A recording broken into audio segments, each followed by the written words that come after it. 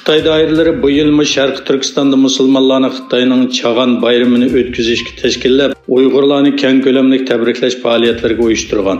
Ma'lum bo'lishicha, yerlik doiralar bu yilmi yezi kentlarda Uyg'ur aholilarining derizlariga chag'anliq masnavilarni chaplashi, panus esishi va Xitoyning an'anaviy chag'anliq tamoqi bo'lgan tugri etib yeyishni yo'l qo'ygan. Aqsuda Xitoycha bilmagan uylarga chag'anliq marsiyalarni ta'tir chaplab qo'ygan oilalar jazolangan. Aqsu yezlarida masnavini ta'tir chaplab qo'ygan o aholilardan 178 kishining jazolanganligi, 3 kishiga majburiy tutib turilish jazosi berilganligi, ularning Junxo madaniyatini kamsitgan deb ayblanganligi ma'lum bo'ldi. Angliya Kundalik pochta gazetining xabar qilishicha, qisman Xitoy davlatiga tava bir shirkat Angliyaning harbiy aslahalarini simsiz tor bilan ta'minlash orqali Angliyaning yadro quroli to'g'risidagi maxfiy uchurlarga erishgan. Egilishicha 20 yilga yaqin Angliya armiyasi xizmat bilan ta'minlagan Mediaforge nomli telegraf shirkati hozir 46 Angliya harbiy bazasini simsiz tor bilan ta'minlagan. Bu aslahalarning ichida Angliya armiyasining shimoliy hududdagi bosh organi bor ekan. Xitoy virusi vaqalarining ko'payishi sababdan Xitoy yo'lovchilarga cheklama qo'ygan Yaponiyadan o'ch olish uchun Xitoy doiralari 10 yanvar Yaponiya fuqarolariga viza cheklamasi qo'ygan bo'lib, navbatda viza berish ishlarining asliga kelganligini e'lon qildi.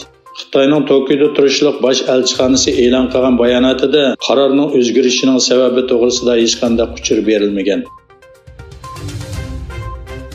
Koreya Yunhap agentligining xabariga qaraganda, Shimoliy Atlantik Akti tashkilotining bosh kotibi Stoltenberg Koreya va Yaponiya ziyoratining birinchi bekatida poytaxtda Seul tashqi ishlar ministri Barik Jin bilan ko'rishgan.